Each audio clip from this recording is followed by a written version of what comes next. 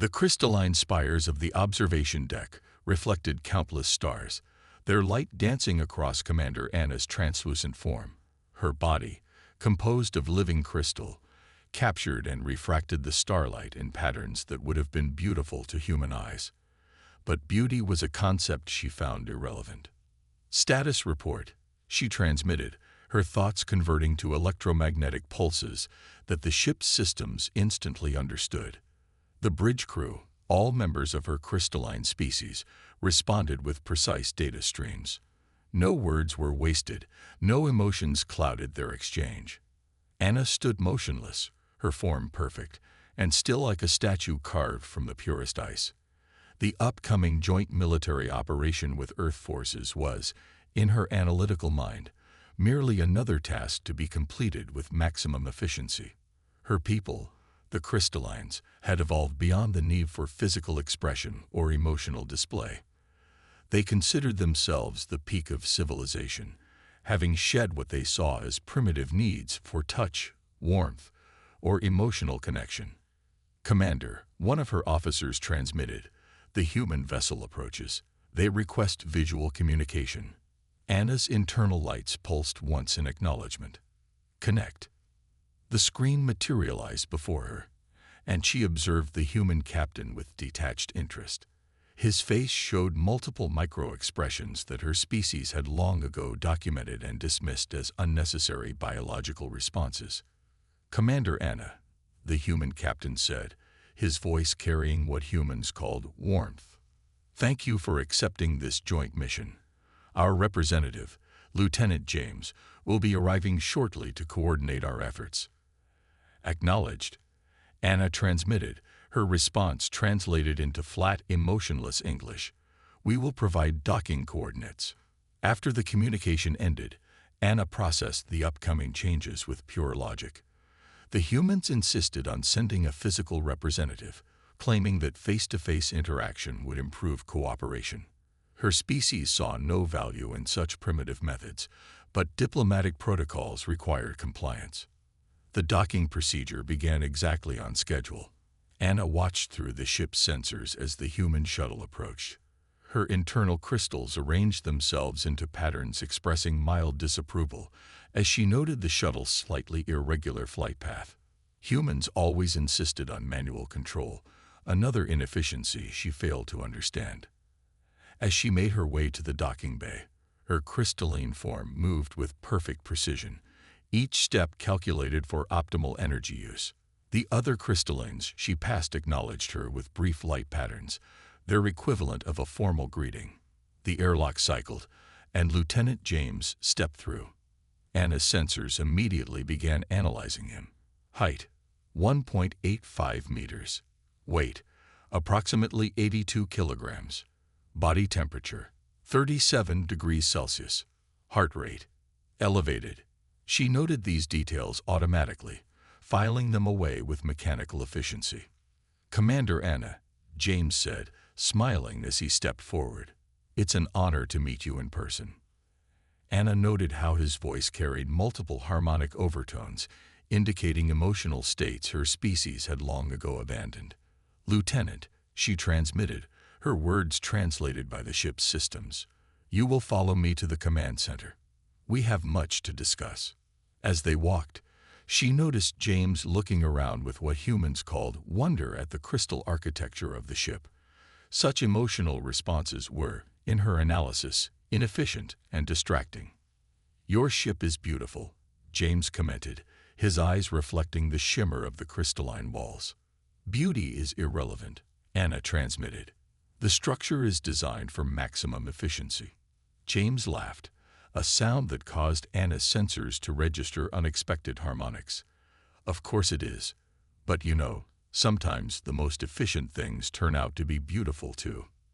Anna did not respond to this illogical statement. She led him to the command center, her form casting prismatic patterns across the floor. The other crystallines dimmed their internal lights in formal acknowledgement of the human's arrival. "Let us begin," Anna transmitted. "There is much to accomplish, and emotional exchanges waste time." She did not notice how James studied her crystalline form with intense interest, nor did she register the slight smile that played across his lips. In her perfect, emotionless world, such details were meaningless. She was about to learn how wrong she was. Lieutenant James leaned back in his chair, his relaxed posture a stark contrast to Commander Anna's rigid crystalline form. They sat in the command center, reviewing mission parameters, but their different approaches were already causing friction. The pirate raids have increased by 47% in this sector, Anna transmitted, her thoughts creating patterns of light that the ship's systems translated. Logic dictates we position our forces here, here, and here. 3 points of light appeared on the stellar map. James shook his head. With respect, Commander, that's exactly what they'll expect. Pirates study patterns. They'll see this coming from light years away. Anna's crystalline form flickered with what might have been irritation. Our tactical analysis is based on perfect mathematical models. And that's exactly the problem, James said, standing up to walk around the map. These pirates aren't machines. They're living beings who act on gut instinct and emotion. Sometimes they'll do something completely illogical just because it feels right. The other crystallines in the room dimmed their lights, their equivalent of turning away from an uncomfortable scene. No one had ever challenged Commander Anna's tactical decisions so directly.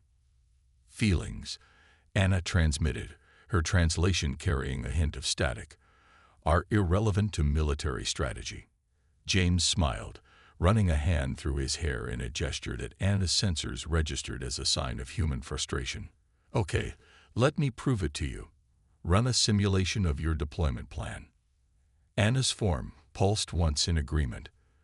The stellar map came alive with light, showing their forces positioned in mathematically perfect formations. Now, James said, watch this. He touched the map, his fingers leaving trails of light as he made adjustments. If I were a pirate, I'd see your perfect formation and do something completely crazy, like this. The simulation showed a small group of pirate ships diving through a nearby nebula, using the cosmic dust as cover to slip past the perfectly spaced patrol lines. Anna's crystal structure vibrated slightly. That approach has an 82% chance of ship damage from nebula radiation. It is not logical. But it would work, James pointed out. Sometimes winning means taking risks that don't make sense on paper. Sometimes you have to trust your instincts. We do not have instincts, Anna transmitted. We evolved beyond such primitive guidance systems. James stepped closer to her crystalline form, close enough that his breath created tiny patterns of condensation on her surface. Then how do you explain why you shifted your position when I got closer? That wasn't a calculated move. That was instinct. Anna's internal lights flickered rapidly. She had indeed moved slightly, but she hadn't consciously chosen to do so. This realization disturbed her perfectly ordered mind. You're not as far beyond emotion as you think, James said softly. You just express it differently. Those light patterns in your crystal structure, they change when you're processing new information, when something challenges your assumptions. That's not so different from human facial expressions. You are making incorrect assumptions based on insufficient data, Anna transmitted, but her light patterns betrayed uncertainty. James grinned. Then prove me wrong. Let's try my tactical approach in a full simulation. If it fails, we'll do it your way. The other crystallines in the room pulsed with shock at this challenge. But to their surprise, Anna's form brightened slightly, the equivalent of accepting a challenge. Very well, she transmitted. We will test your illogical approach. As the simulation began running, James watched Anna closely. Despite her claimed emotionlessness, he could see subtle changes in her crystal structure, the way certain facets caught the light, how her internal patterns shifted. There was more to her than cold logic, whether she admitted it or not. What neither of them knew was that this small tactical disagreement was about to lead them both into uncharted territory, a place where logic and emotion would clash and combine in ways neither of them could predict. The pirates were coming, and they would test more than just military strategy. The emergency alarms pulsed through the crystalline ship, creating waves of red light that reflected off every surface. Commander Anna stood at her command post, her form rigid as she processed multiple data streams at once. 3 pirate vessels emerging from the nebula, her officer transmitted. Energy signatures indicate they've modified their shields to withstand the radiation. James rushed onto the bridge, his boots making unfamiliar sounds against the crystal floor. "They used our own assumptions against us," he said, slightly out of breath. "They knew we'd think the nebula was too dangerous." Anna's form flickered with rapid pulses of light. She had dismissed his warnings about the nebula, confident in her logical analysis. Now that confidence was costing them dearly. "Their main weapons are targeting our crystalline matrix," she transmitted. "Standard defense patterns are ineffective." "Because they're not following standard attack patterns," James said, moving to stand beside her. "Look at their formation. It's completely chaotic, but there's a method to it." The pirate ships danced through space in what appeared to be random movements, but James saw the pattern. Each seemingly wild maneuver was actually positioning them for their next attack. "We need to think like they do," James insisted. "Stop trying to predict their moves mathematically. Watch their style. Feel their rhythm." Anna's crystalline structure vibrated with what might have been frustration. "We do not feel battle rhythms." "Then trust me," James said, his hand hovering near her crystalline surface. "Let me guide your tactical responses. Just this once, follow human instinct." For 2.3 seconds, an eternity in crystalline decision-making. Anna was silent. Then her form brightened. "Proceed." James quickly began calling out commands, his voice carrying an energy that seemed to resonate through the crystal ship itself. Under his guidance, their vessel began moving in ways that defied crystalline combat doctrine. They spun and twisted, using the nebula's dust clouds just as unpredictably as the pirates did. "There," James pointed at a seemingly random spot in space. "They'll be there in 3 seconds. Fire." Anna didn't analyze the probability.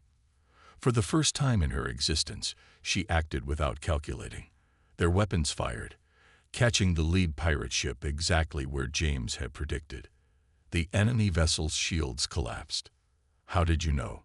she transmitted, her pattern showing genuine curiosity. "I watched how their pilot moved. Saw their style. Some things you can't learn from data. You have to feel them." The battle continued, with James and Anna working in an unprecedented harmony. His intuitive understanding of the pirate's psychology combined with her precise control of the ship's systems.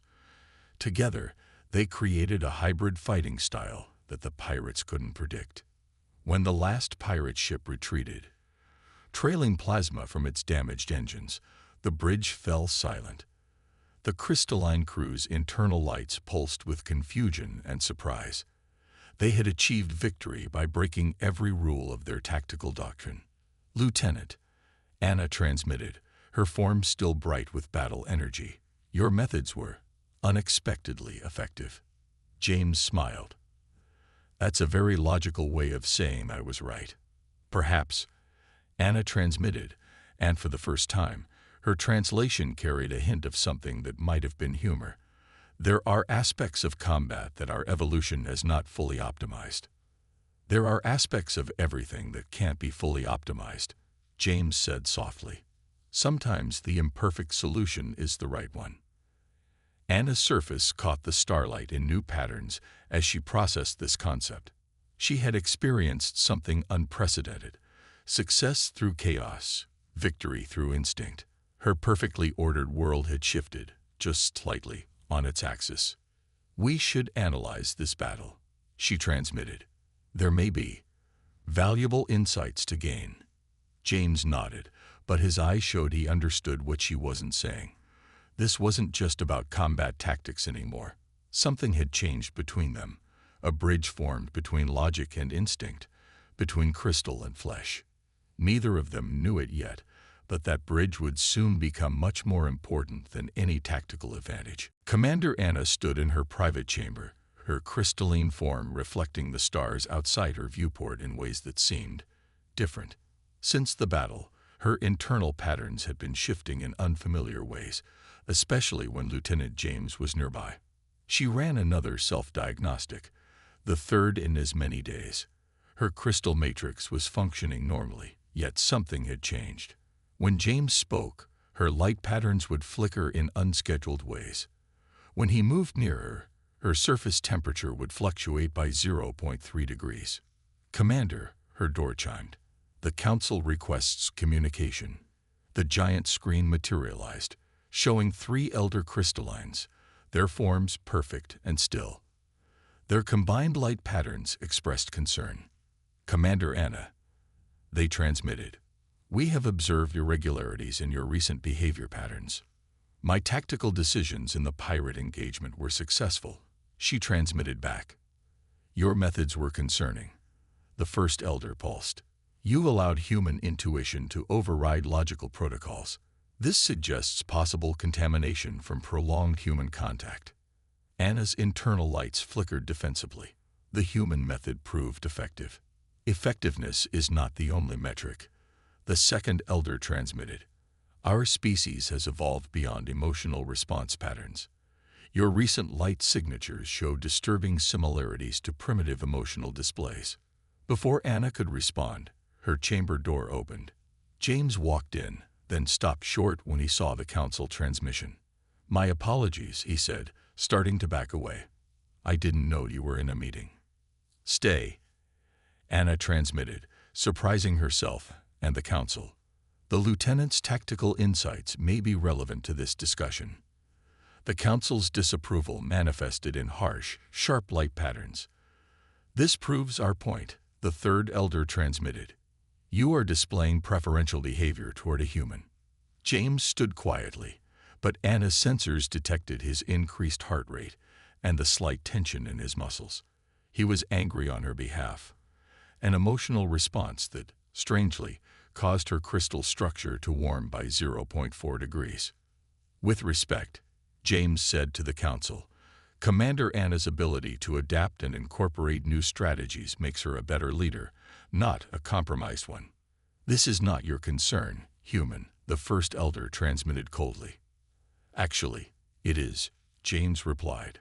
"Because while you're worried about Anna being contaminated by emotions, you're missing something important. She's not becoming more emotional. She's discovering that emotion and logic can work together." Anna's form brightened slightly at his words. She had been analyzing her recent experiences, trying to understand the changes in her patterns. James had just provided a framework that made sense of the data. "The human speaks of impossibilities," the second elder transmitted. "Emotion and logic are incompatible." "Then explain mathematics and music," James challenged. "Explain why the most logical patterns in nature are also the most beautiful. Explain why your own crystal structures create light patterns that convey meaning through both information and aesthetic." The Council's combined patterns showed confusion and concern. Anna felt something new, a desire to support James's argument, to explore these ideas further. "Your words will be considered," the third elder transmitted finally. "But be warned, Commander. Further signs of contamination will result in your recall for rehabilitation." The transmission ended. Anna stood motionless for several moments, processing the interaction. "Thank you," she transmitted to James, her patterns creating soft, gentle lights she had never generated before. "For what?" he asked, smiling slightly. "For providing a logical framework to understand these new patterns I am experiencing." James stepped closer, and Anna noticed her crystal surface responding to his proximity with tiny ripples of light. "You know," he said softly, "sometimes understanding comes not from analysis, but from simply allowing yourself to experience something new." For the first time in her existence, Anna chose not to analyze his words. Instead, she allowed her crystal structure to respond naturally to his presence, creating patterns of light that would have been considered beautiful by both human and crystalline standards. She was changing, and for once, She didn't try to calculate why. The ship's alarms blared as red emergency lights pulsed through the crystalline corridors. Commander Anna and Lieutenant James rushed to the engineering section, where a critical failure threatened the entire vessel. "The crystal core is destabilizing," an engineer transmitted, temperature rising beyond safe parameters. Anna's form vibrated with urgency as she processed the situation. The crystal core that powered their ship was more than an engine. It was alive, a massive crystalline entity that shared their biology. And now it was dying. "The pirate weapons must have damaged it more than we detected," James said, studying the readings. "The radiation is causing a cascade failure." Anna's surface rippled with distress patterns she couldn't control. "If the core shatters, the crystalline resonance will destroy everyone aboard with the same structure as the core." "Meaning all crystallines," James said, his face showing what Anna now recognized as determination. "But not humans." Before she could process his meaning, James was moving. He rushed toward the core chamber, his biological form unaffected by the dangerous resonance patterns that kept the crystalline crew at bay. "Lieutenant, stop," Anna transmitted, her patterns chaotic with an emotion she was finally ready to name. "Fear. The heat levels will kill you. Someone has to stabilize it manually," he shouted back, already pulling open the chamber door. "You can't get close enough." Anna watched in horror as James entered the chamber. The core's unstable energy made her sensors flutter, but she could still track his life signs. His heart rate was dangerously high, his skin temperature rising rapidly. Inside the chamber, James fought through waves of heat to reach the crystal core. His hands, protected only by thin emergency gloves, reached for the manual control rods. His skin blistered as he touched them, but he didn't let go. "James," Anna transmitted, her perfect composure shattering like ice. "Your body temperature is reaching fatal levels." "Almost. Got it," he gasped, adjusting the rods millimeter by millimeter. Anna's sensors showed his consciousness fading. Without thinking, without calculating the risks, she did something no crystalline had ever attempted.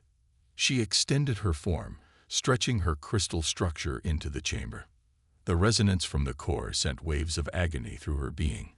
Her perfectly ordered crystal matrix began to crack, but she didn't stop. She reached James just as he collapsed, wrapping her crystalline form around his burning body.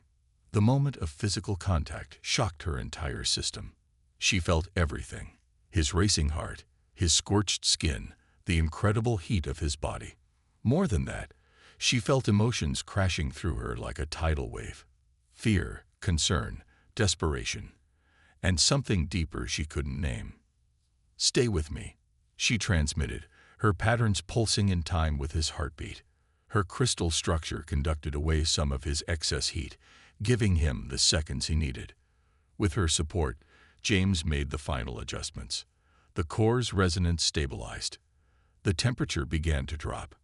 As emergency teams finally entered the chamber, Anna kept her form wrapped around James, unwilling to break the connection. Her surface had cracked in several places, permanent scars in her once perfect crystal structure. But she didn't care. "You're injured," James whispered, barely conscious but still concerned for her. "You nearly died," she transmitted, her patterns showing emotion she no longer tried to hide. "Had to. Protect the crew." He managed a weak smile. "Protect you." As medical teams rushed to treat James's burns, Anna finally understood. She had experienced physical sensation, had willingly damaged her perfect form, had broken countless protocols, all without a single logical calculation. She had acted purely on emotion, on desperate need, on. The realization struck her like a supernova.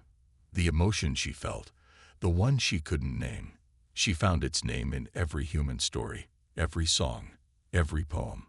Her crystal form pulsed with patterns that made the medical team stop and stare in awe. She had done more than break protocols. She had broken through every barrier her species had built against emotion, and she couldn't bring herself to regret it. The medical bay hummed quietly as James recovered from his burns.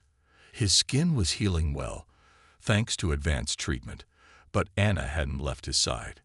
Her damaged crystal form stayed near his bed, her light patterns shifting in gentle waves that matched his breathing. "The council ship has entered our sector," an officer transmitted. "They demand your presence, Commander." Anna's form dimmed slightly, but she remained steady. "Inform them I will meet them in the main hall." James stirred, his eyes opening. "They're coming for you, aren't they?" "Yes," she transmitted softly. "My actions in the core chamber violated our most basic protocols. Physical contact with other species is forbidden. Emotional display is unacceptable." "You saved my life," James said, trying to sit up despite his injuries. "I chose emotion over logic." Her patterns rippled with what might have been a smile. "And I would do it again." The main hall of the ship was filled with crystallines when the council members arrived. Their perfect, unmarred forms made Anna's battle scars stand out even more clearly. She stood proudly, her damaged crystal structure catching the light in ways that James, watching from a doorway against medical advice, thought were more beautiful than any perfect symmetry. "Commander Anna," the council transmitted, their patterns harsh and cold. "You have corrupted yourself with human contamination. You will return with us for rehabilitation." "No," Anna transmitted, her response shocking the assembled crystallines. "I have not been corrupted. I have evolved." "Your crystal structure is damaged," the first elder transmitted. "Your patterns show chaotic emotional responses. You have regressed." "I have grown." Anna's form brightened with conviction. "We were wrong about emotions. They don't make us weaker. They make us stronger. Logic alone couldn't save this ship. Emotion did." "This is the contamination speaking," the second elder pulsed dismissively. "You will be purified." "You call it contamination." James's voice rang out as he stepped forward, ignoring the pain of his healing burns. "I call it courage." "Anna did what none of you could. She adapted. She found strength in what you call weakness." The council's patterns showed disgust at his interruption, but Anna moved to stand beside him. Her crystal form caught and amplified the light from his side of the room, creating a display that made even the elders pause. "Look at her patterns," James continued. "They're not chaotic. They're complex. Like music, like art, like everything that makes life worth living. You've cut yourselves off from half of existence. We evolved beyond such primitive responses." The third elder transmitted. "No." Anna's patterns pulsed strongly. "We didn't evolve. We retreated. We hid from anything that couldn't be perfectly controlled. That's not evolution. That's fear." The assembled crystallines' patterns flickered with uncertainty. Many had seen Anna's actions during the core crisis. They had witnessed her sacrifice, her courage, her emotion. "You leave us no choice," the council transmitted together. "You will be taken by force if necessary." "Try," Anna transmitted, her form glowing brighter. "My crew has seen what I have seen. They know what I know. Will you rehabilitate them all?" Around the hall, other crystallines began to pulse with new patterns. Complex, emotional patterns. Anna's example had awakened something in them. Questions long suppressed, feelings long denied. James watched in awe as the hall filled with light displays unlike anything in crystalline history. It was like watching ice sculptures come to life, each one finding its own unique way to shine. "You cannot stop evolution," Anna transmitted to the council. "Real evolution, not the retreat into cold perfection. And I will not let you try." The council's patterns showed confusion, then something rarely seen in their species: uncertainty. The revolution they had feared was already beginning, sparked by one commander's choice to embrace what they had fought so hard to suppress.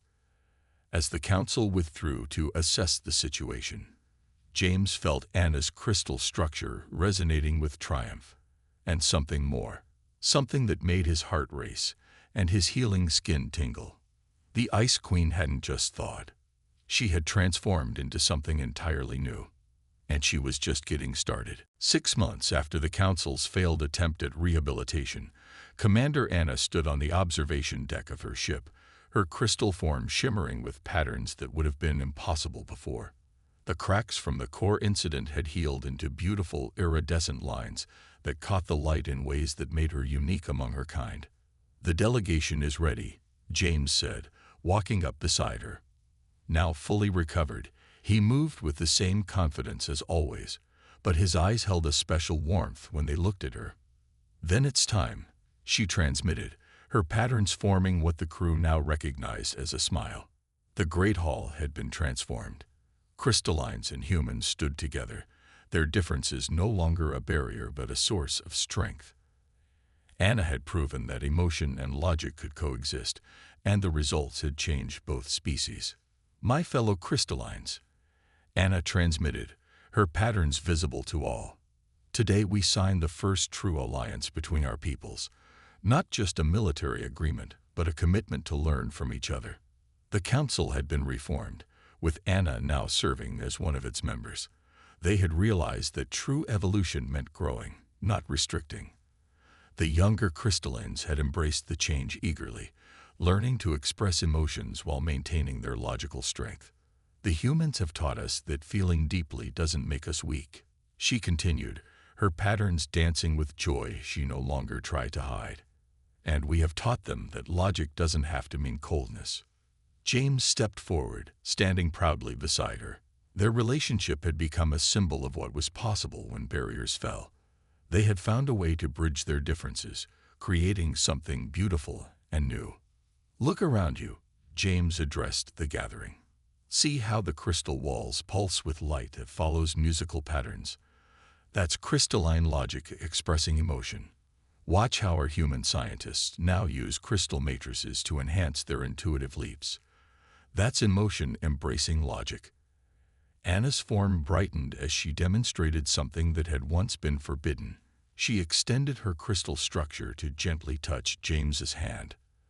The contact created ripples of light that spread through the hall, a harmony of flesh and crystal that symbolized their new unity.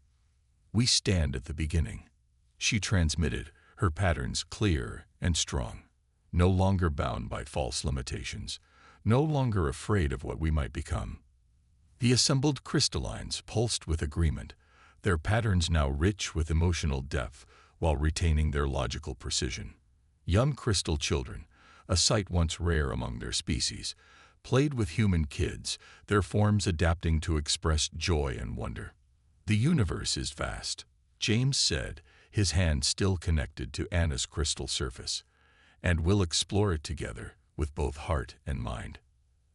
As they signed the alliance treaty, Anna felt emotion she had once denied and logic she had never abandoned, working together in perfect harmony.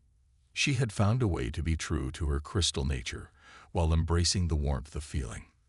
"There will be challenges ahead," she transmitted privately to James as the celebration began. "Some still resist change. Let them," he smiled. "They'll learn, just like you did, that the strongest crystal isn't the most rigid. It's the one that can bend without breaking." Anna's form shimmered with what everyone now recognized as laughter. She had gone from being the Ice Queen to becoming a bridge between worlds, and she had never felt more complete. The celebration continued into the night, with humans teaching crystallines to dance, while crystallines showed humans how to create light patterns with their movements.